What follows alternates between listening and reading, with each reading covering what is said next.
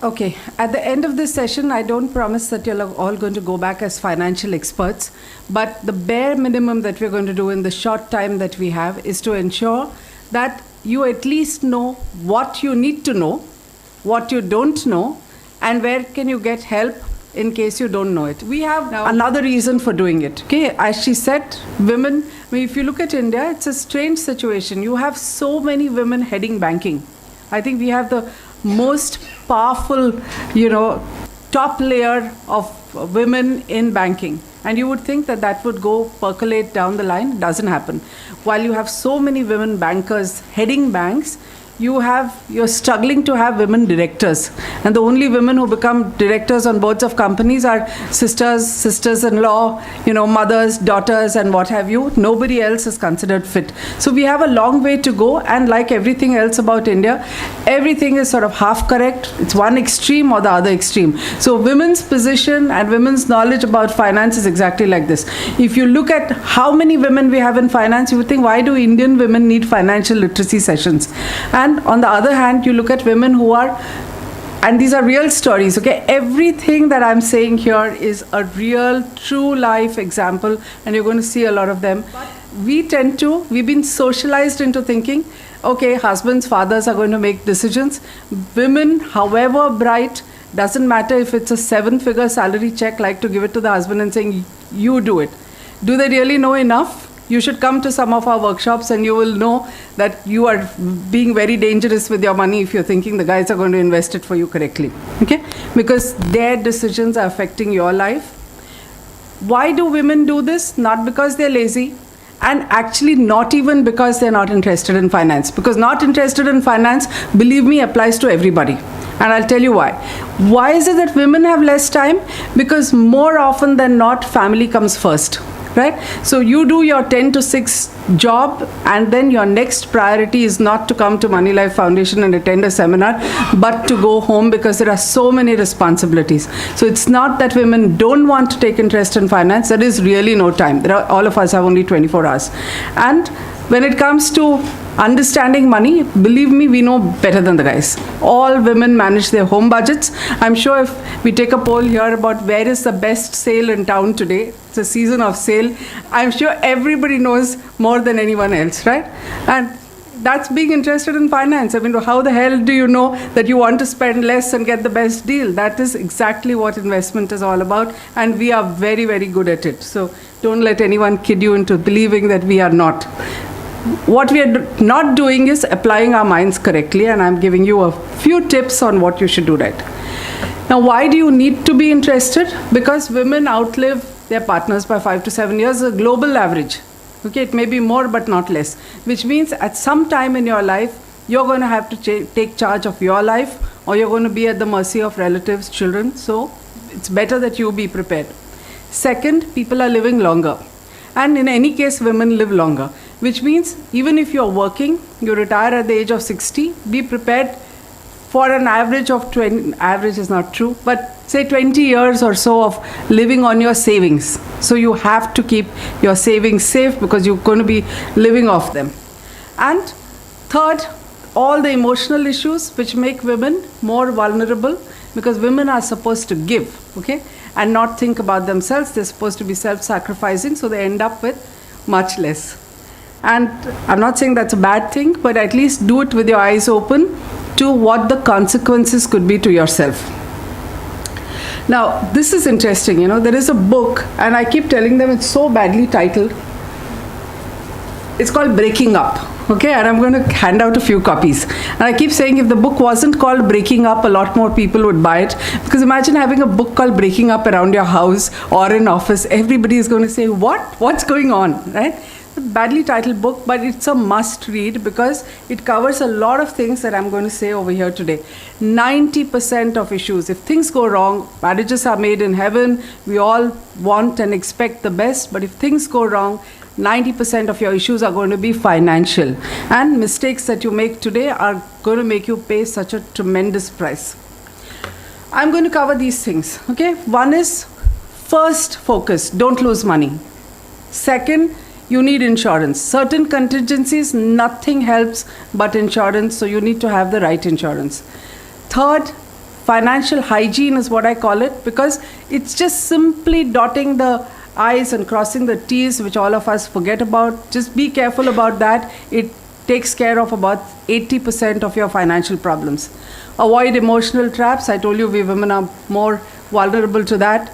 Avoid credit. I'm going to explain all of these. And then Devashish's session is on safe financial products. Even there, we're keeping it to a small session.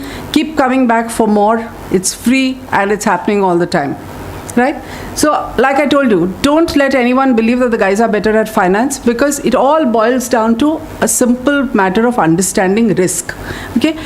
Now, human evolution has happened in such a manner that in all these years we've grown from monkeys to humans, but our brains have still not been hardwired to understand finance. There are exceptions, there are geniuses, we are not talking about them. Ordinary people, men or women, are not hardwired to understand financial products. And this is the reason why you end up having a global financial crisis. And after things have happened, and when everybody is doing the research and investigation, they wonder, how is it that smart, intelligent, educated people fall for the kind of gimmicks that led to a big global scam? You look at housing mortgages in the US and whatever, it is so unbelievable when you look at it in retrospect, but everybody fell for it. And more than 50% of those decisions were made by men. Why does this happen? Because we are not hardwired to understand finance. This goes across the board for everyone, not limited to women. Although, like they say, women are bad drivers, everyone will pretend women don't understand finance. So just as we don't believe women are bad drivers, don't believe that women don't understand finance.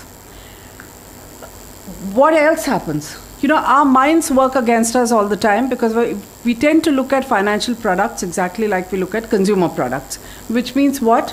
That if you buy a big brand, you buy that Lamborghini or you buy a Rolls Royce, you expect better because you're paying more. Only in the financial world, a big brand or paying more doesn't necessarily translate to maybe better service. Okay, you'll get a cappuccino when you go to a certain bank. You may get a birthday card, but it doesn't mean better financial decisions. A brand name has never translated in the financial world to better returns on your investment. And this is a mistake we make.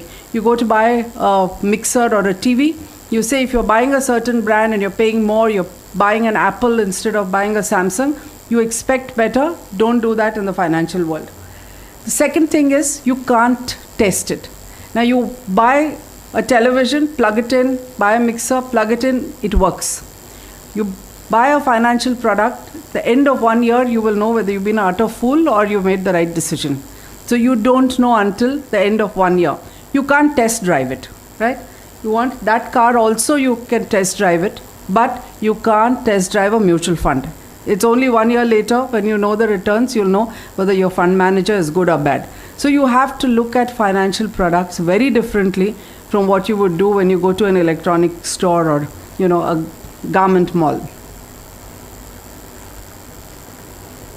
So key, safety first, avoid investment traps, don't lose money. Because we say we all work very hard to save. Even if nothing happens, your money remains in your bank. Of course, Devashish will tell you it's the most foolish thing, because inflation is eating into your money. But you hear that separately. But whatever it is, don't allow anything else to erode that other than inflation. Because inflation is constantly eating your money in any case. So you have to do better than that. Imagine if you start losing money, big chunk of your principal itself is gone, and more of that in the second session about why it affects you.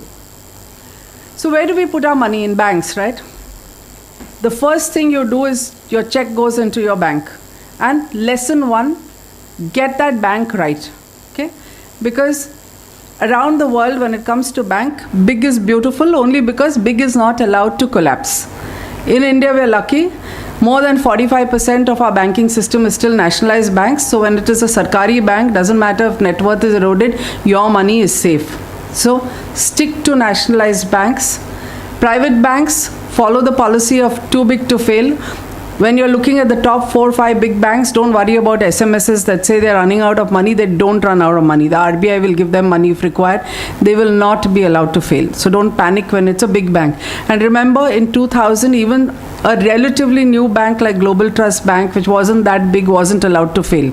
They did a shotgun wedding and they made a public sector bank take it over. Your money was safe. So as long as it's big, it's fine.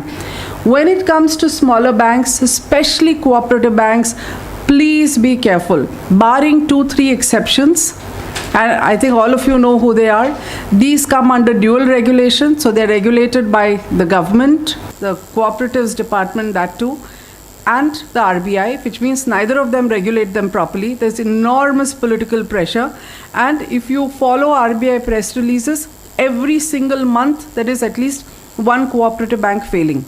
Okay, and while you have some deposit insurance, 1 lakh per customer, not per account, it takes sometimes 2 to 3 years until the bank actually goes into liquidation and it's ready to fold up. You don't get your money. So I would say not more than 1 lakh. Even that 1 lakh is not going to come easily. If your cooperative bank is next door or in the same building, it's a convenience. You may sometimes want money there. But my hard-earned money, I would not put in a cooperative bank. It's not the kind of risk I would take. I really work very hard for it. Now we're coming to relationship managers. Okay, this is something that all the big ads are all about, which is that all of us in the last 20 years have been really thrilled that each of us have a relationship manager who calls us up, and all those gooey commercials about this dumb woman who'll make a call, the banker comes home. Wonderful. Take the positives, be careful about the negative. Okay?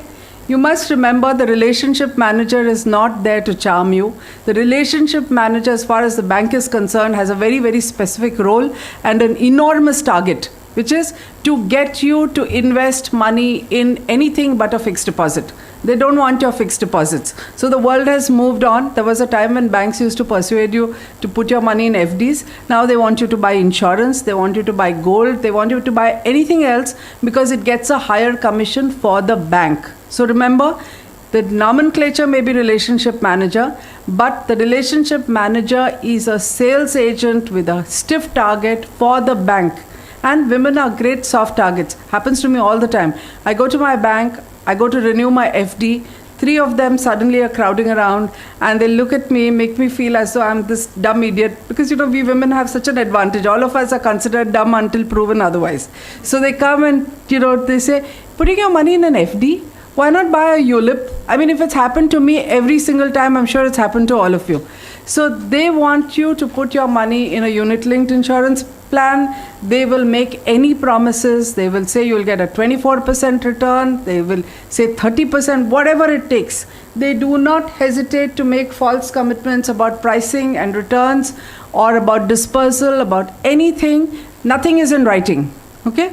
So please remember, when you call them home and give them a cup of tea, they're not on your side. In fact, they are trained to look at you as a blank face so that they don't get emotionally attached to you, and they're only focused on emptying your wallet. So you have to be careful. Get your relationship manager to do the work you want. You want investments done, get that done. But don't fall for their investment advice. And what can happen? I mean, serious stuff, okay? This woman is Suchitra Krishnamurthy. Everybody knows her? Okay? You want to know how she was looted? She got 4 crores as a settlement when she got divorced. 3.6 crore went into this bank account in HSBC. They went to her when she was in this emotionally distraught state. 2 guys, nice suits, nice smiles, ties, and said, we will handle your money for you. Ma'am, it's lying in a savings bank account. And they told her, buy ULIPs. You'll get a 24% return. They told her to take a bank loan that she didn't need to buy a house, because they said that the return on the insurance will be more than enough to pay the EMIs. So she had to take, and they said the loan will help her to save taxes. The ULIPs did not pay that kind of return. 2 years she's been fighting, okay? This is something, in fact, when I took this case up with the RBI governor, I said it's an extreme word we use, but it amounts to nothing more than financial gang rape, because they are getting at your savings in every possible way, whether it's the loan, whether it's a mutual fund. They churned her mutual funds to create a loss of 29 lakhs, because every time you change a mutual fund, there's an entry load, there's an exit load, and there's a commission. So 29 lakhs was just the loss because of the commissions that they earned. So 2 years we fought and fought and fought her battle, and we managed to get her 1.37 crore back, I think out of her losses of 1.6 or something.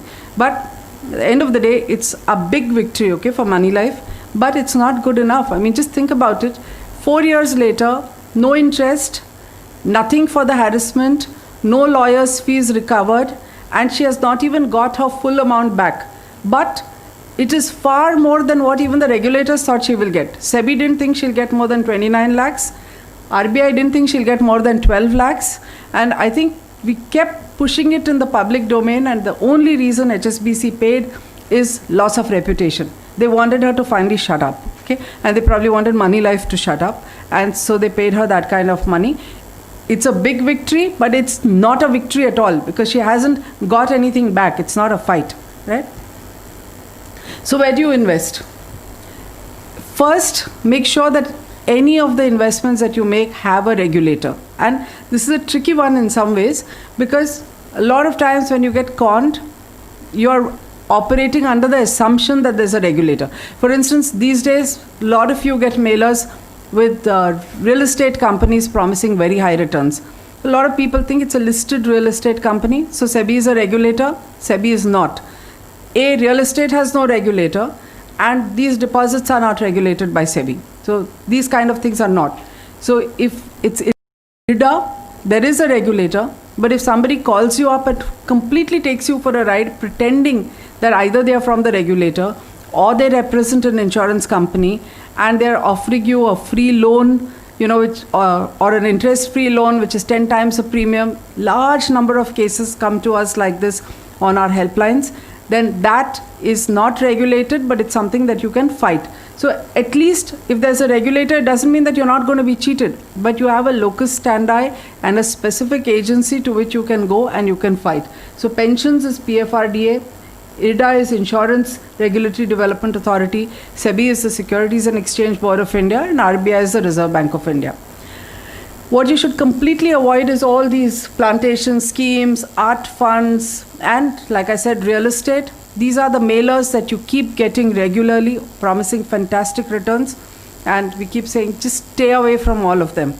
Okay? If I keep saying your first goal should be don't lose money.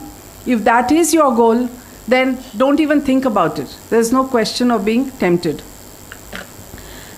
Bank deposits versus fixed deposits. I told you bank deposits are safe, because in most cases, as long as it's a big bank or it's a government bank, because it doesn't matter how badly they are run, doesn't matter that the chairman got arrested for taking a bribe, your money is safe, right? But when it comes to fixed deposits, it doesn't matter how big the brand name, that particular company can be making a loss. As you know, Yash Birla companies, people are running from pillar to post. There are a lot of yesteryear big names that are not paying back. So private company fixed deposits, a different cup of tea, but everybody falls for it because they think it's as safe. Older generation, 60 plus, most susceptible to FDs. Why do they go and invest in FDs? Because you're living on your savings, right? So that 2% more or 1% more is a big attraction.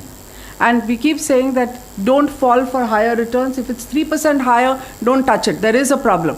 If it's 3% higher than a 3-year bank FD, then you can be sure there is a catch. So please don't fall for it. But when somebody says you're getting a higher return, the question that you should ask is why? Because remember, these are all in business. When you are in business, you want to borrow at the lowest possible rate. You don't want to generously, you're not running an NGO. You don't want to give 2% more to anybody if you can borrow at 2% less. So when you're paying 2% more, there is that much more risk attached to it. Otherwise, you will not pay that much more money. Now, if you do a private borrowing, you know that your neighbor has this big house, he can return your money. You do a one-to-one decision based on what you know, it's very different. That's a risk you may take. He may offer you 20% and you may decide that you want to trust him. You may go wrong. But you're doing it more out of family reasons. I'm not getting into that. But if you're doing it with a company that you don't know, because a financial advisor or an agent tells you, yeah, chai le lo, be careful.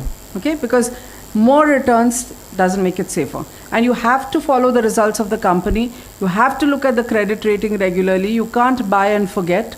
And if you see a decline, if I were you, I would get out of it and think afterwards. Because when stock prices start falling, when net profits start falling, why take a risk with your money, right? The goal is keep your principal safe. In terms of the safety, would you Mike. regard Citibank as the same level as SBI, let's say, which has an informal sovereign guarantee?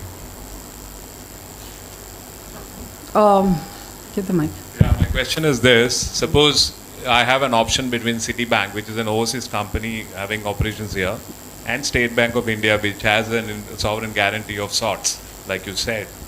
What would you recommend and why? You know, if you ask me, my money is with Indian banks, okay? In the hierarchy, definitely anything that's a nationalized bank is the safest, undoubtedly. But you know that service quality, so you know what you're sacrificing because you're with a nationalized bank. So if you choose a nationalized bank, you choose safety over service, so you're willing to forego something. Ideally, split it. So you want service, you want easy access, you want your credit card and things done. If you ask me between an Indian bank and a foreign bank, this is my personal view, should not actually come here. But if you are with a foreign bank, you just pay so much more for everything. Okay? So if it's a choice that you're making. Today, by and large, if you are a platinum customer or whatever the highest nomenclature for a private bank in India, you get the same red carpet that you would get from a foreign bank. And you would pay much more in a foreign bank. So it's a choice that you make. I know that people still insist because they say we travel abroad so much, we have this comfort level, and foreign banks offer a lot of other services. In fact, today one of the biggest reasons people keep money in foreign banks is they help you to open Swiss bank accounts from here. Okay? They help you transfer money. They help you create all kinds of illegal accounts which they openly come and market to you. So some people do use that as an option, and that is a convenience that they value more than just services and charges. Okay, so this 100% guaranteed return is one of the most dangerous thing, and I have known lots of people falling for this. I know a woman who invested in oil derivatives. I was so shocked when she came and told me because she didn't look, she runs a very, very high-end restaurant in Bandra. And I mean, I said, do you know anything about Forex oil derivatives? And she said, no, beta, this smart chartered accountant came to me and he said, Auntie, you've just sold a flat and you put your money here because you'll treble it and then you can pay capital gains and you have nothing to lose. And he used to call me up every day and say, Aapka itna upar gaya and utna upar gaya. One fine day he stopped calling. She didn't initially notice it. 3 weeks later, she says, why isn't this guy calling? So started calling and realized that 85% of her capital was gone. Okay? Will it come back? No. You can keep crying. I have a doctor in Dadar who's lost 1.6 crores. I know of somebody who worked in an airline company who left, started another business, 65 lakhs, which was the life savings she got, invested like this in the market, all gone. And I'm sorry to say, some of these things, even Money Life can't help you. Because if the guy who's invested it makes a wrong decision in the market and the money is actually lost, what are you going to get? You file a complaint, the guy is locked up in jail, he spends 6 months, comes out on bail, but he doesn't have the money. The money is gone into thin air and nothing can get it back, right? So guaranteed returns is not something we advise people to look at. And the bottom line is this: if it's too good to be true, it usually is. Okay? Anything that is sold to you as this fantastic investment, and believe me, this is the largest area in which Indian men and women lose money, a variety of Ponzi's, nothing to do with regulation, nothing to do with banks going bust, nothing to do with fixed deposits. They tell you chain marketing schemes, pyramids, all the same names. You get 2 or more people to come and join the scheme. So whether it's a QNet, a Speak Asia, a Tupperware, an Amway, the reason to emphasize it here is these are all businesses which have women as the first focus. Because they tell you you're at home, you have a kid, you can earn enormous amounts of money, Amway global liaison person has sat here in this office and told us that it is a fact that Amway cannot be an alternative career. It can at best be pocket money if it's done right. Okay? And it's not done right. They lure you, they make false promises, they make you buy all kinds of nutraceuticals which you can get at half the price if it's not Amway. And the businesses are modeled in a manner to enrich the company and not you. This is a subject on which I do an entire session. So I'm going to run over it quickly. If you have questions, stop me. But otherwise, I'm going to go through this really quickly. The returns they promise can be 24% to 100% or more, right? And they don't materialize. Now, this is a picture of 10,000 people sitting outside Crawford Market police station because they all invested in a company called City Limousine in 2003. Nobody's got their money back. Our friend Masood has now jumped bail and run away from the country. This is a guy who made the most patriotic film called Chak De India, which we all went and saw and had tears in our eyes. But this is what he did to people who invested in his company. And look at this. This is the main thing. When I said it's not about women, it's about everybody. 6,000 policemen, 200 income tax officials, 15 RBI officials, 300 people from Mantralaya. These are the kind of people who had invested there. And I keep saying that when they arrest the guy, whatever cash they have, this is a group that first ensures that their money comes back. Okay? So while they're pretending, they're arresting, so you will find the same thing happening with National Spot Exchange. And I keep telling people, you've invested in something that's unregulated. This group gets their money out first. Okay? The rest of you, the guy has gone away from the country. Somebody is filing a case, which means you're throwing more good money after bad. All these companies collect over 1,000 crores in a jiffy. In fact, we keep saying, we joke internally that our name is Money Life. If we just put a board out here without even advertising saying 25% return, I'm sure there would be a queue all the way down to put their money with us. We get calls asking. Because the minute somebody promises a high return, we are running there with our checkbooks without asking questions. And this is how the majority of people lose money.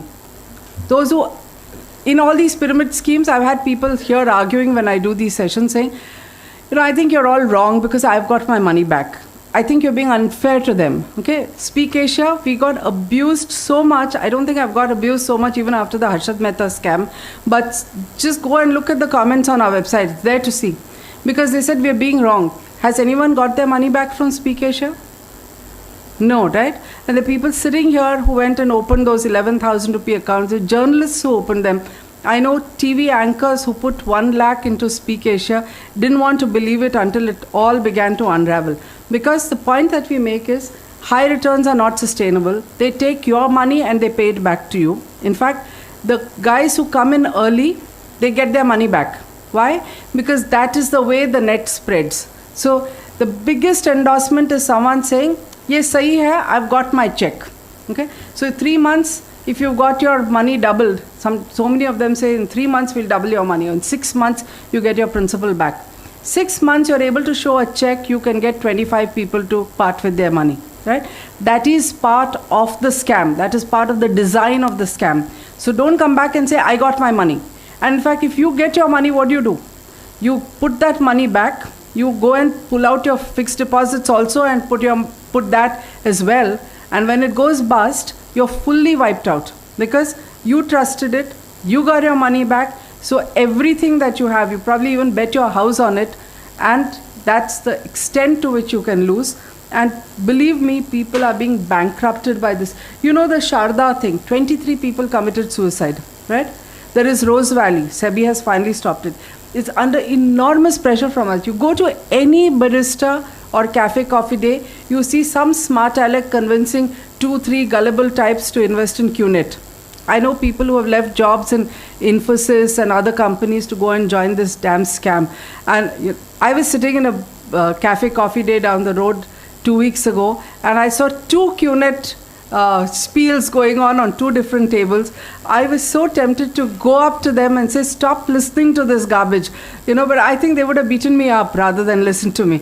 So I just kept hearing, and I finally said, okay, let's go out of here before I sort of lose my cool and try and advise them and then get beaten up in the process. But Believe me, it's as severe as this. Don't take it lightly and don't think that it's not happening. I'll tell you, the numbers are quite frightening. This is a global survey.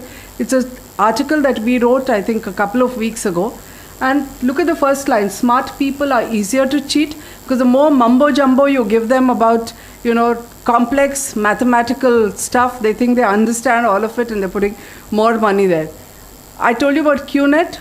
The number of people that you will see from big software companies investing in QNet. The head of AC Nielsen in India at one time left his job and went and joined, was a big distributor for QNet. He even came here to persuade us not to hold seminars because we were doing something wrong. Okay? Then there is what we call the Nigerian scam. Has anyone heard that?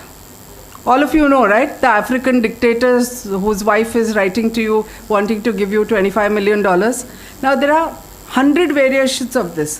If it's not an African dictator's wife, it could be Satyam's Ramalinga Raju's wife. Very soon you will see Rajat Gupta's wife writing to you. Okay? Every big scam name that you can think of, you're getting emails in their name.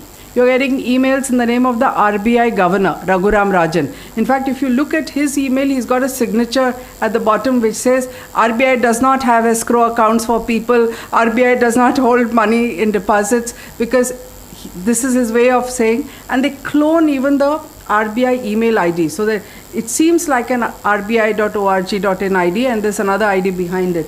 So if you do not deserve the money, nobody is giving it to you, okay? So if you get something which seems like the income tax department is giving you a refund when you haven't even been paying taxes, obviously it's not true.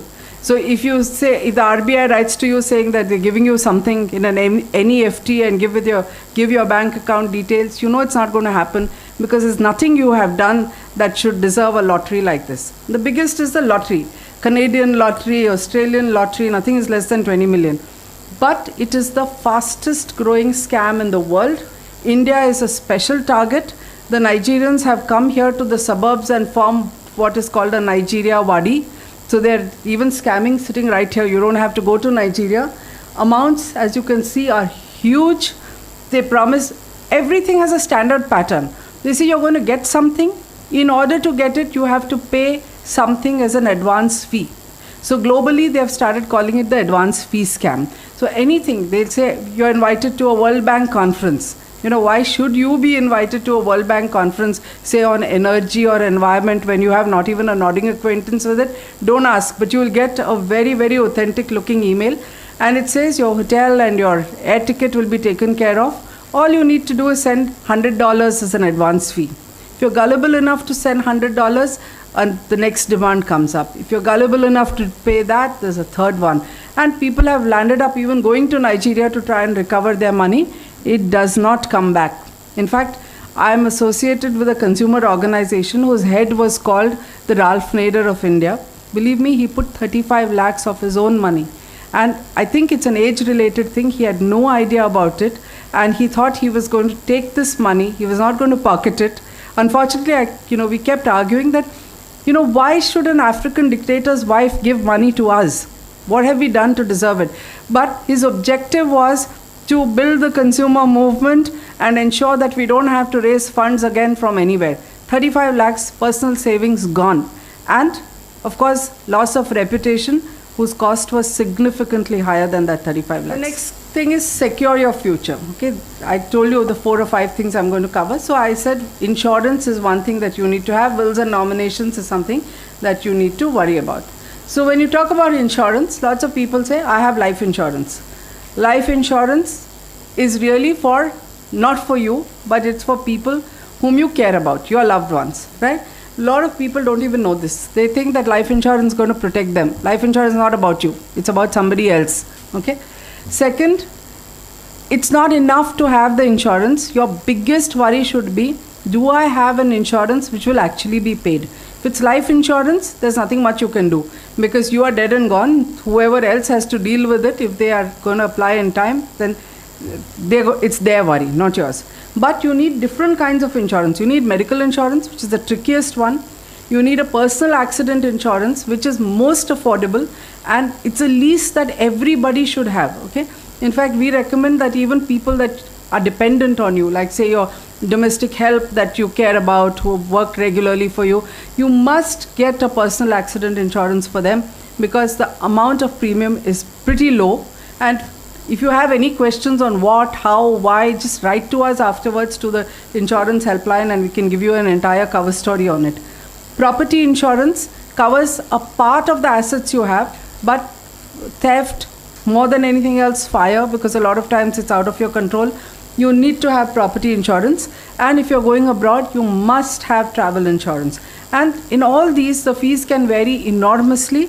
And the key is to be able to get the right insurance and insurance that will actually be paid to you when you want it. Now, I'm just going to spend a few minutes. Like I said, I'm not getting into details, but what you need to know. When you're making an investment, the principle that applies is caveat emptor, which means buyer beware. You have to look at the fine print. You should be careful about what you invest in. When it comes to insurance, virtually the opposite applies, okay? Which is the insurance company is taking you on utmost good faith, because the insurance company has no risk. It is collecting your premium, right? So why should it not want to look at you as this very honest person who's making complete disclosures correctly? They don't have anything to worry about. They have to worry the day you make a claim. So it starts from whether you made that claim, whether you informed them in 24 hours or not. So if that is there in the fine print and you haven't done it, it's your problem. If you haven't, it's a death and you haven't made a claim in 15 days and you say you were too distraught to go and collect a death certificate, that's your problem. If you haven't put your facts in properly, that is the stage. The day they get your papers is when they take a magnifying glass and start checking every line to see whether you've done anything correctly. So your date of birth was a little wrong. Your insurance agent says, "Jane, to insurance to aa gaya na, you don't have to worry." That is when you need to worry. Otherwise, your premium is gone. And you would be surprised how many people lose enormous amounts of money paying premium year after year and don't get their claim when they actually make it because of tiny little mistakes. So anytime, there are insurance agents who have told people who are 60 plus, Bibi ke naam pe le lo, no problem, she's 53, she'll qualify. It's not meant for her. So again, the claim is not paid. So anytime you're told, forget something, dump that agent immediately. And I know very well that every agent is a close family friend, okay? That's how you trust them.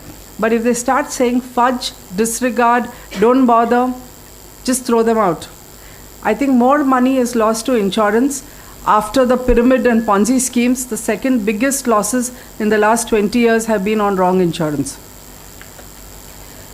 Beware of celebrities. Okay? Child insurance is a cover story.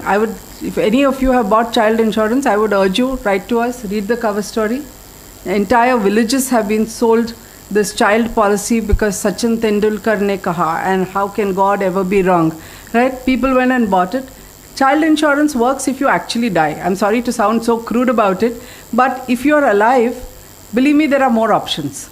So if within 4 years after you bought a child plan, you pass away, then your child is really secure. But if you're going to live 20 years, you could have put that premium, because in the first year, 90% in some cases go off as administrative costs. Nothing goes into the premium. So if you're going to live, and I think there are so many alternative ways in which you can keep your money nicely invested for your child, designated for your child without worrying about child insurance. This other one, these are all my favorite stars, okay? But believe me, be big fans, but don't go and buy insurance because they tell you to. The Amitabh Bachchan ad says 2 minutes. We keep saying it's not Maggi noodles. I mean, I know a guy from Goldman Sachs who has 3 children, who called an agent home, spent 2.5 hours and was so frustrated. He said, okay, now leave the documents and come back 2 weeks later because I need to study them. If a finance expert doesn't understand it, where's the question of telling security guards, sirf 2 minutes, please do not buy insurance like that. It's the wrong way to pick up insurance. This guy, okay, most dangerous, because he's so brilliant as an actor, he convinces me much more than Amitabh Bachchan does, okay? Because he's like you and me, and he's so good. So what did he say? Come insurance lene ki bimari. Do you remember? Now there are these nasty people like Moneylife who actually go and check, ye come insurance lene ki bimari hai ki nahi hai. So we went to that insurance company and looked at the payout numbers. My colleague Raj Pradhan is a real expert. So he dived into those numbers and he discovered the least payouts are made by the company which says, "Kam insurance ki bimari," which means buy a bigger insurance, but they're going to pay out much less because they're going to nitpick, right? So instead, it's better to have kam insurance ki bimari than go and buy big fat insurance that you're not going to get. So insurance, it'll take you 10 sessions, okay? In fact, we set up the insurance helpline because we realized that I do a 2-hour session, you're going to start yawning about insurance and you're not going to learn enough. You have a problem, write to the helpline, that's the fastest way. So don't worry about whether you understood too much here or not. At least you know where you can go. This is something you should be aware of. It's called the Married Women Property Act. It's an insurance that is very useful for people who are in business, people who have high borrowings and high risk, because when they buy an insurance in the name of their wives, it becomes like an automatic trust. Even the person who buys the insurance and pays the premium can't touch it afterwards, can't alter the terms, and the benefit goes only to the beneficiaries, which means that no creditor can come and make a charge on it. The money definitely goes to the wife or the children for whom it's bought. Awareness about this policy is extraordinarily low. Don't ask me why. But any insurance that you want to buy, you can tell people, and it's really very useful for people who are in business, okay? You just, because the rest of us don't have such, risks and borrowings where creditors are going to come and stand at the door. That's why I said it's more important for businessmen. You just need to say that I want it under the Married Women Property Act. When you particularly ask for it, people will tell you more. Now this key area where women are concerned, okay, a series of stories I'm going to tell you. Every one of them is 100% a true story. Starts with this. Truly dangerous words, tell me where to sign. Okay, remember, it's your signature. Every signature that's demanded from you has a reason, and you're not going to sign blindly. So what are the kind of emotional traps women usually fall into? Borrowing. They don't know what the husband has borrowed, so it affects the entire family. Keep saying you must know what is the family's liability and what is the income. Home loans. Women are asked to become co-applicants. Okay, so a lot of times when you say that, but I don't work, so why is the woman signing? They say, oh, don't worry, nothing, there's no liability, there's no problem, you're just signing. There is no signature that's required unless there's a liability. The reason why home loan companies ask you to sign is there are a whole lot of clauses about the rights that they have on the property, and it means that you are agreeing along with your husband that if something goes wrong, you are as liable as him to repay the loan, and if the loan is not repaid, the consequences of not repaying that loan are going to happen to you. That time you can't run to a court on humanitarian grounds and say, I didn't know, because you've signed as a co-applicant. Okay? And if you are going to sign as a co-applicant, I keep saying at least become a co-owner. So then you insist that the house should be in a joint name, because along with your liabilities, you should have some rights. And women hesitate to ask this. So the loan is in the name of one person, the house is on the name of one person, but the borrowing has your signature on it. Something that you have to be aware of. It has huge implications for EMI, credit card. Every time you do a joint borrowing of any kind, I mean, most of the time we look at it, the husband has a credit card, the wife is allowed to use it. Lovely state of affairs. Okay? But when the couple is working, you have to remember that his borrowings affect you and your borrowings affect him if it is joint. If it is not joint, no issue. But anything that's a joint borrowing has implications for both. This is really important for homemakers because they shouldn't say, I didn't know. Husband had a loan, gambled the money, lost on the stock market, affects me also. You have to be aware of it. Wills and nominations, I'm going to come to that. There's a whole lot of reasons why these two are really important. And one thing that we keep telling people is whether you are a working woman and actually even a homemaker, please have one separate bank account of your own. Working women, 100%. Even if you want your husband to invest, make sure it goes through your single account and then passes on anywhere else. But even homemakers, we suggest have one bank account separately. People who are 50 and above especially must remember many of us Hindu marriages, even Muslim marriages, are not registered. Now this registration becomes more and more important over a period of time. because this certificate that you have, which you can register your marriage at any point of time. You just have to go to Bandra or Custom House and register it. It becomes like a certificate. Even if you register your marriage when you have 2 kids, you can put the names and the photos of those kids and get that certificate. For succession and things, it becomes a very important certificate, and it's worth having. Want to know more? Write to us again, or Google Money Life. We have written a whole article on this. I'm not going to spend more time unless someone has a specific question. Okay, keep track of your income. Now, this is a true story. Woman was a nurse, earned her money in cash because, at the end of duty, she gets paid the cash. Husband was a part-time singer, gave it to him. Bank account is in his name. They buy a home in his name. After it's all bought, he throws her out. She doesn't have one document to say that all the money was hers. Forget about even half of it, out on the streets. Even the best, soft-hearted lawyer, and this story came from her lawyer.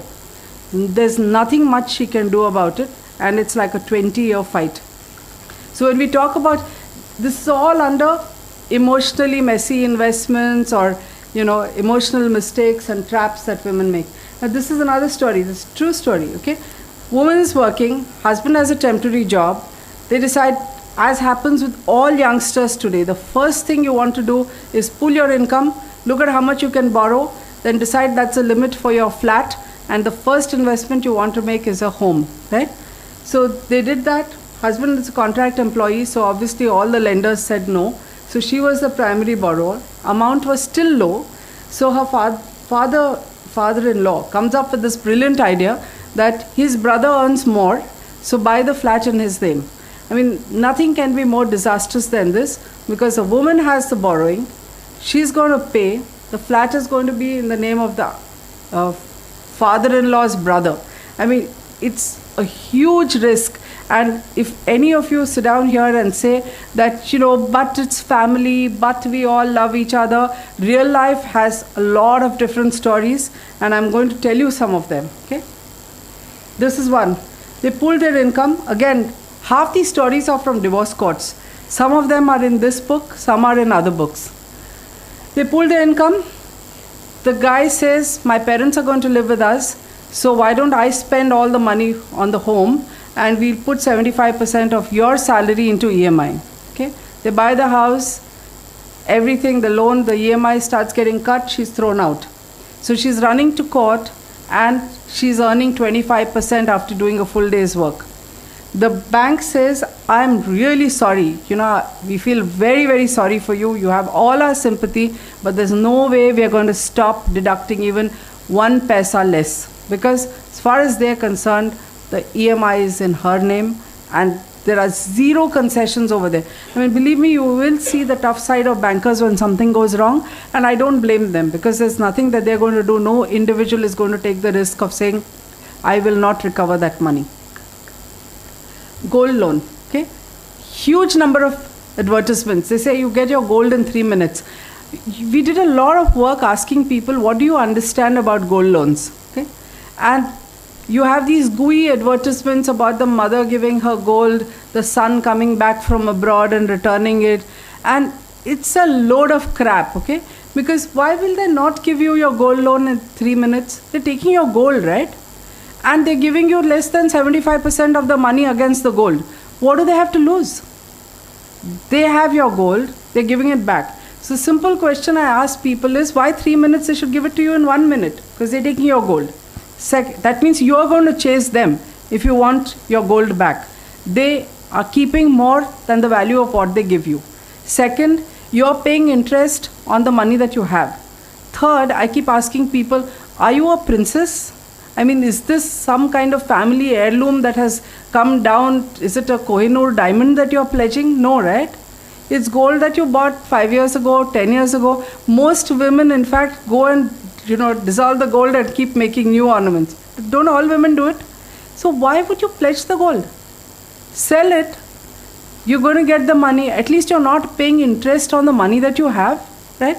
But nobody thinks about this. 3 people in our tiny office, we have had to advise saying, please do not take a gold loan. because sell the gold instead. Don't pay interest on your own money. Don't pay interest for nothing. And start buying back whatever little you would have paid as interest. Even if you start buying back 1 gram of gold every month, you're going to ultimately have that gold back. So at least don't pay interest when you don't need to. Interest is high. God help you if the gold price fluctuates. If it goes down, they start asking you for more money. We are very lucky. It has not happened in India. And I think that's a whole session that Devashish does separately about why in India alone, because of foreign exchange prices, gold prices have not come down in rupee terms for us. Globally, gold prices fluctuate in a big way. In India, they don't, because every time gold has come down, our rupee has weakened and we haven't paid less. But God help you, if it goes down, you lose your gold, you lose the interest that you bought, and the lender has zero risk. Okay, now we come to wills. Most women say we don't know how to ask our husband about wills, because it almost seems as though you are wondering whether he's going to live long enough or he's providing for you or not. I think bring them to these seminars so you don't have to tell them. We are here to tell them about it. Okay? So make a will, because what is his is not yours. So when you start, India has nuclear families, you think that you are a co-owner under the Indian Succession Act. This is how your property is divided. And it's a fixed thing, okay? The Succession Act is very clear. So suddenly, one fine day, if you're a nice family unit of 4, you consider yourself an equal of the husband. And if you're especially a homemaker, you're more affected, because if you're working yourself, you have your own separate income. Suddenly the equation changes, because you are at least just one of the 3 along with your children. It gets divided 3 ways. Now, if you are a Muslim, it gets even worse, because the wife gets only 1/6. Okay, and even between the son and the daughter, it is different. And I don't know whether you've read in Mumbai Mirror the stories about Saira Banu. It is all about inheritance and not about anything else. So the best way is to put it down as a will. It's very, very simple to do. Anyone of a sound mind can make a will. Saira Banu's problem is that her husband is not going to be considered of sound mind today. So it's important to do it at the right time. It can be on plain paper, it can be handwritten, it needs to have 2 witnesses who sign in front of each other. Every page has to be signed by the person, the testator, who's making the will, and initialed by the witnesses. They don't need to know what is in the will. And no stamp duty, registration, or anything is required. Okay? Now this is very simple. If you want to know more about wills, come, long session, because while it's all easier said than done, you have to choose your witnesses carefully. You have to choose your executor carefully, because somebody has to execute whatever it is that you want done with your money after at the end of your life. And the third thing is that you can only will what is your self-earned money. But today, everybody has plenty of self-earned money, and I think it's even more. Every time we announce a session on wills, it's packed. Okay, and in fact, we have to close the registrations, because in the last 10 years, enough of people are earning enough money that they want to bequeath. So while you can't will the Taj Mahal to anybody, we still have enough, at least the flat that you're living in, which needs to go to someone. It can be revoked, so don't worry. It's not like your last statement. The reason it's called last will and testament is because you can keep rewriting your will every day. We have one expert and advocate who says that his grandfather used to keep writing his will every single day. Okay, so no harm. If you have nothing to do, update your will every day. So she smiles at me, she gets a little more. She's all the time scowling, she'll be cut out. So you can do that, you can have fun. The last will is the one that will matter. Before that, you can make sure you date it so that people know what is the last will, and they don't have to fight over that. Or you can update it with a codicil, and don't worry about what if I keep earning a lot more money, what if I get a big lottery after I've written my will. You can have a residual clause that takes care of it, so you don't necessarily have to keep updating the will every day. It's a registered will, then registered, can be changed? Yeah, it can be changed, but you have to go and register the next will. You don't have to, okay? No, all that happens is that registered will is a little complex. People recommend that you should register the will. Okay, but as you said, having registered it, what if there are big changes and you want to change it? Then you have to do two things. You have to ideally go and re-register the next will. So you go back and say you're revoking the last will, this is your last will and testament, and register it again. If Right. it is the registered will and if it is written, this is the last. It doesn't matter, the date matters. So you've done one more and you call it the last will. In that, your first line would be, all previous wills and documents that I have written are hereby revoked, and this is now my last will with this date. So that doesn't matter. And if you have not registered it also, it's okay, except if the people you're leaving your money to are going to fight with each other, then the guys in court, so if you've decided that you are disinheriting someone who was there in the registered will, they're definitely going to fight in court to say that is the true will and the second one is made up. So ideally the second one should also be registered, but not necessarily. And if it's fairly amicable, there's no issue at all. There's a problem if there is a fight. What is the difference between a codicil and a residual clause? Codicil is when you want to add to the will. Okay, so you've acquired another house which is not there, you want to add to it. So you can either put in a codicil saying that I've acquired this property and this is who it's going to, or I had earlier in the will said that it's going to her, but now I don't like her anymore, so it's not, but put an explanation. Residual clause is that you're continuing to earn money, so then you put a residual clause that this is the will and these are my assets as of now. Anything else, anything further that I earn, any more addition or subtractions to my bank account will all go to X, Y, or Z or be divided in this manner. So that's a residual clause. If a person dies intestate, what's the validity of a nomination? Let's say you nominate somebody in a cooperative society, okay, and you die intestate. What's the legal validity of that? Can anybody contest it? See, a nominee is not an heir. In fact, I'm coming to a lot of nomination-related issues after this. So a nominee just holds the property in trust for a legal heir. Okay? But the property, and especially if it's a bank account, the cash can be transferred to the nominee and the bank is well within its rights to hand it over. Now, if the nominee is not the legal heir and there are 3 legal heirs, they can fight and they can demand a share of the property. But what we advise is that be really careful about your nominations and make sure that your nominee is somebody you want to leave that to. And have multiple nominations. So if you have 3 properties and you want to leave them to 3 people, nominate 3 of them separately instead of putting everybody as a nominee on everything, because that is definitely a recipe for fights and controversy. So you have to do the nomination carefully, but a nominee is not a legal heir, and the legal heir's rights are primary, except in Maharashtra for shares. There is a little stupid judgment which has been challenged. As of now, there's a Roshan Dalvi judgment which says the nominee for shares is superior to an heir because of the wrong wording of an amendment to the Companies Act, which has still not been corrected. So other than that, nominee is not superior to a legal heir. Suppose any changes made to a registered will, can the codicil be registered or should we register the entire will? Ideally, you must register The entire will. the codicil. You'll have to rework the will, so you have to just register the codicil. You don't need to register the will. Will is already registered. Okay, now I'm talking about importance of nominations.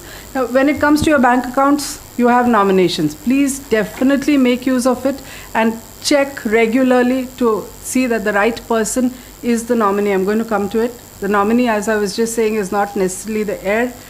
Avoid nominees that you don't want to leave your assets to. I mean, believe it or not, we've actually had somebody writing to our legal resource center saying that his father decided to have his friends as nominees rather than his family.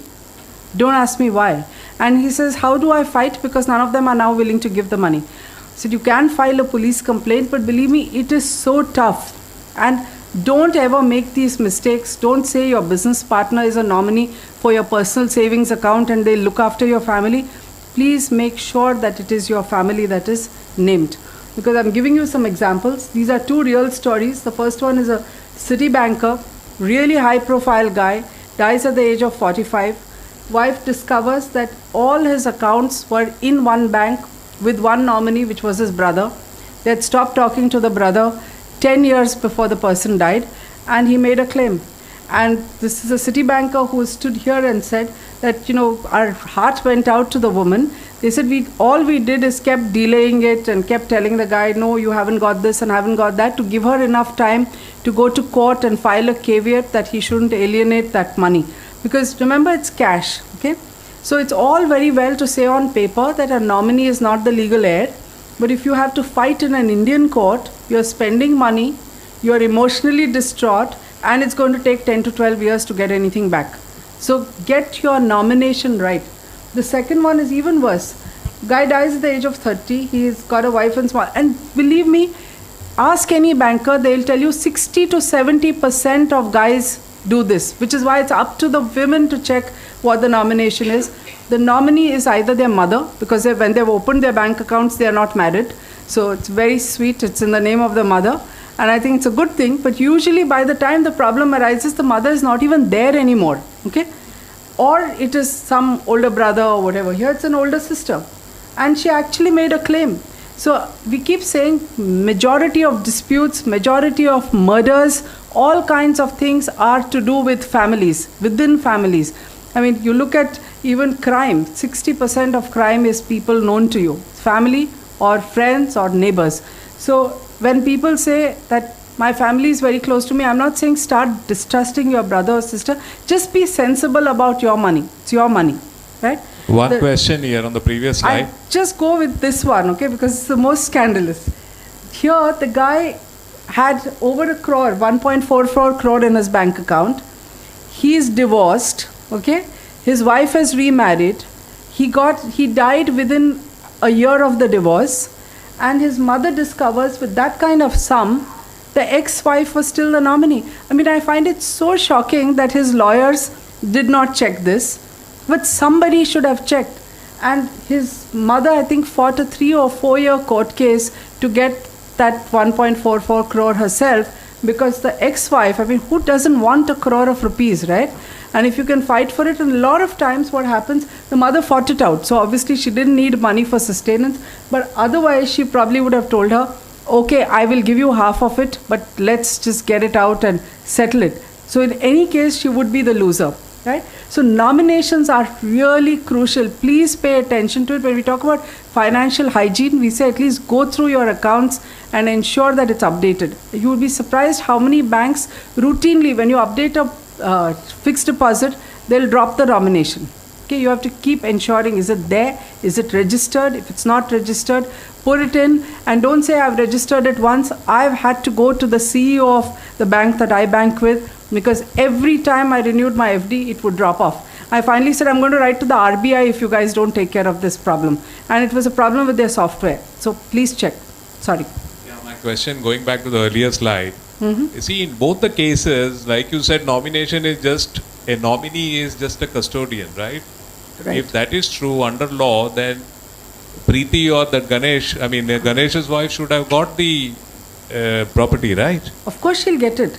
But, see, suppose I'm Ganesh's sister. I've got maybe a crore if I'm lucky. I've blown it up. Okay? Now you take me to court. Which means this poor woman with 2 small kids, no job, is going to find a lawyer, is going to go to court, is going to spend 10 years fighting, spend more money on the lawyer to fight the case, and at the end of it, if the guy says, I have no money, I've blown it up, what do? Because it's cash. So if it's bank accounts, you have to be that much more. Now, in the first case, because the bank helped this woman, they did not release the money till she had time enough to go to court and get an order to say that he shouldn't alienate the money, which means that he can't spend it. So he gets it, she will fight it out, but at least she ensured, because of the banker being proactive, that he didn't get the cash to withdraw and take away. Easiest thing you do is withdraw the cash, okay? And then you can keep chasing the person, say, I don't have it. Okay, so simple protection measures, like all this we've gone through. So just to recap, if you're a joint signatory on a home loan, you know that there are liabilities. Try and be a joint owner. Ensure that you're the sole nominee on flats and FDs. Now, this is really important, okay, because we have done any number of sessions here on wills and nominations where a lot of men stand up. The most popular question, how do I ensure that my wife gets to occupy the property but I want to leave it to my son? I mean, one day I was irritated enough to say, why is it that you won't leave it to the wife? Okay, she gave birth to those kids. She will anyway leave it to them. She's not going to run away with someone else. So why will you not leave the property to her? Because should be your first equal partner. And anyway, she will leave it to the kids. But so many people ask this question. There is no such a thing as my wife will get to use the property. You can put it in. There's nothing to stop you saying that. But there's nothing to stop your children mistreating your wife when you're no longer there either. So if you really care, make your wife the first nominee, or put her as the first beneficiary in your will, because I keep saying she will be as or more concerned about your children than you are, certainly not less concerned. So you can start by trusting the wife. No, but if I were to play the devil's advocate, the earlier case, the fear is this. The fear is this. So I don't want anybody misunderstanding me. The fear is this, that if, let's say, the husband dies, you have the wife and the children, and the wife remarries, what happens then? It's the same case like you talked about that Karnataka High Court case. See, nobody can guarantee which way the life is headed, right? So when somebody is saying that she has to have the lifelong right to utilize the property, and then it goes on to the son, there is a fair amount of discretion or judgmental discretion that he's taking. Depending on, you got a point. I mean, please, I'm just playing the devil's advocate, like I said. You got a point, but these are all the exceptional cases. By and large, the questions that are asked are people who are 60 plus, whose wives have lived 40 years with them. Okay, so I think I come from there, but you have a very valid point. No arguments there. Okay, fighting for justice, like I said, without documents is a long and expensive process. Next section is on credit traps. Main issue is here credit cards. It's another reason why people sort of lose a lot of money. One question that I usually ask people is, do you need a credit card? What do you think? No? Okay, so the guys who say yes, I agree with them, because in certain situations, when you don't have the money, you can't borrow, there is absolutely no alternative to a credit card. And I keep giving the example, you're flying Kingfisher, you have a valid ticket and the airline just stops working. What do? You're at Delhi airport. I mean, can you look around and say, will you buy me a ticket back? Nobody is going to give you the money. The only thing that will work for you there is a credit card. Or you have certain kind of emergencies, you want to rush someone to a hospital. Are you going to look around to say whether you have that 10,000, 15,000 for admission, or will you carry a credit card, at least to the hospitals that allow it? Certain situations, especially if you are stranded abroad or in another city, there is no alternative to a credit card, and I think you must have it. Or a debit card. Okay, so let's not get picky on that, but at least a debit card. Yet, when Dilbert says credit cards are the crack cocaine of the financial world, good reason, because most people whose credit scores are decimated is because of credit cards. Why does this happen? Because people, I'm not going to show you this ad, but most people lose a lot of money because they don't understand the mechanism. Credit cards do not carry interest of 18 and 20% as they claim. They have admitted before the National Consumer Disputes Resolution Commission and in the Supreme Court that it goes up to 40 to 65% and sometimes 70%. Okay, that's the kind of interest you pay. If you roll over your credit, people don't understand. They think a credit card means everything has a 40-day cycle. You would be surprised how many people think, I buy today, I have 40 days to pay it. I buy next week, I have another 40 days. Doesn't work like that. There are billing cycles in which the money is done. Which means that if you buy at the end of your billing cycle, you may have just a week before your payment is due. So if you know what your billing cycle is very carefully and are timing your credit card purchases is one thing, otherwise you have a serious problem. Now if you rolled it over, if you notice all the literature says you have to pay just 15%, and a lot of times that just 15% gets stuck in your mind, you remember that remaining 85% is going to carry this interest. And if you make a purchase after you have rolled over, then this high interest rate is applied to the whole thing. You don't have credit anymore. Okay? It just gets clubbed and you're paying that, which is why if you notice, it escalates really fast. There are youngsters who come to us and say, but I just went to Goa. I mean, just one trip. And then I had this birthday dinner, and it was just another 5,000. And then why is it that I suddenly owe 60,000 bucks to the bank? Because it's like a geometrical progression in which it gets added and there is high interest rate. Then at one time there were so many of these ads which said use your credit card like an ATM card, right? So people were withdrawing cash. And do you know that the cash has absolutely no billing cycle? The interest rate starts that day. And as somebody in a credit card company, I didn't know this, okay? Someone who came here said cash is adjusted last. So you either have to go and pay it separately, or it's adjusted. If you have 4 or 5 borrowings, the rest of it is adjusted first, and your cash remains outstanding till the end because they earn the most on it. So a credit card company these days, they at least charge you some fee of 300-400 bucks, which pays the value of your card and the statements that you get.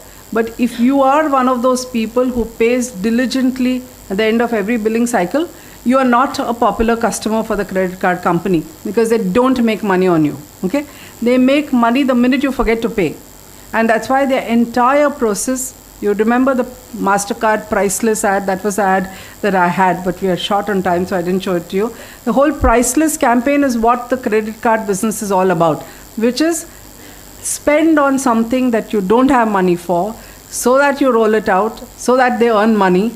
And if you do have the money and you pay it back on time, then they tolerate you, but you're not their favorite customer. All this, finally, my last section has an impact on what is called your credit history or credit score. The last 20 years, every time you borrow, if you have a credit card, even if you go and shop for different options, all of it gets sent to what is called a credit bureau, which tracks it. Some of them have a complex algorithm. They convert it into one number, which is called your credit score. If you have a high credit score, it is an advantage. When you apply for a loan, your loan gets sanctioned really fast. In countries like the US, you can negotiate a lower interest rate. And flip side, you have a bad credit score or you have a default, you can't borrow any money at all. And a lot of youngsters, this is really important for younger people, because we've had youngsters at our seminars say, well, I've taken an education loan, but I don't intend to pay it. So why? Because I'm going to do my post-graduation and I'll need the money. So he said, but didn't you think about it when you borrowed? So he said, but I don't want to pay. And maximum defaults are in credit education loans. I don't know if you know it, nationalized banks. Some nationalized banks are so pathetic about their record keeping that they don't even send data to the credit bureaus, in which case you're lucky, okay? But if your data goes, and increasingly it does, then you can be tracked wherever you go. In fact, there was a time when IIT students used to pay for their trip to the US. They get admission abroad for their post-graduation. So take a credit card, buy their plane ticket, dump the credit card here and buzz off, okay? So the private companies which hard sold those credit cards, one of them wrote off 1,200 crore. But they've learned their lesson, and now it's all tracked here. And these companies are global, so they can track you when you're in the US. They can track you when you come back to India 10 years later and you go back to open an Indian account. So today there is no escape if you think that you're going to dump your creditor and go. This is the manner in which they track it. One is your payment history, okay? And there is again an algorithm to that. If you pay back your motorcycle loan really fast, it's no big deal. Home loans, they know people don't default, but they catch you on what you're most likely to default on, and half the people are in the defaulter list because they're paying their home loan, but they're not paying on the motorcycle or the EMI they've got for something. And length of credit history is an important issue, because they find that most people pay initially and then they start slackening off, or there are difficulties or whatever. Small point that I want to make here is, it's not that things don't go wrong, okay? You can fall ill, you can lose your job, bad things happen to all of us. So you can have a default. Key thing to remember is don't run away. Go and talk to your lender. So there are 4 credit bureaus today who track what you do. The data is there, you can't escape it. It may come back to bite you at times when, I know somebody from a top law firm who said he paid 1.5 lakhs to a foreign bank because he wanted to go abroad, and he discovered that he can't get his card upgraded because he was a defaulter. And they had some 1.5 lakh of disputed amount. And he said, I'm a lawyer, you know. I could have fought with them for 5 years, but I didn't want to go abroad without having my credit card. He paid up all of that with interest. So financial hygiene, be careful about these things, because you never know, when you have very little time on your hand, you're stuck with this. There is nothing you can do but pay, and you may end up borrowing to pay it. So watch what data you have. All the data is shared. Remember also to watch women, since this is for women, what your families are spending, borrowing, what happens on their cards. And finally, like I said, when things go wrong, we have this tie-up with Disha for financial counseling. It's free. Bank of India has this with Abhay. And without having to pay to any kind of dead doctors, you can come and talk to people, talk to a banker, see if you can convert it into easier EMIs, look at how you can avoid a default in your loan records so that your credit history remains alive. Because a default remains in your books for 7 years, okay? Which means for 7 years, you can't borrow. And when I talk about youngsters, I keep saying you dump your education loan. 4 years later, you may have a great job. You want to borrow for a house, and they tell you, sorry, it's not going to happen for another 3 years. So it's not something you can get careless about. Conclusion, avoid losses, make a financial plan, ideally. Remember that you have to live on savings. So first key is, please do not lose money. Wills, nominations, insurance must be up to date. And then listen to what Warren Buffett said. If you don't understand it, it's not for you. And Money Life, that is the basic principle. We say, A, you need very, very few financial instruments, and you need to avoid nearly 85% of what is thrown at you with advertisements. Thank you.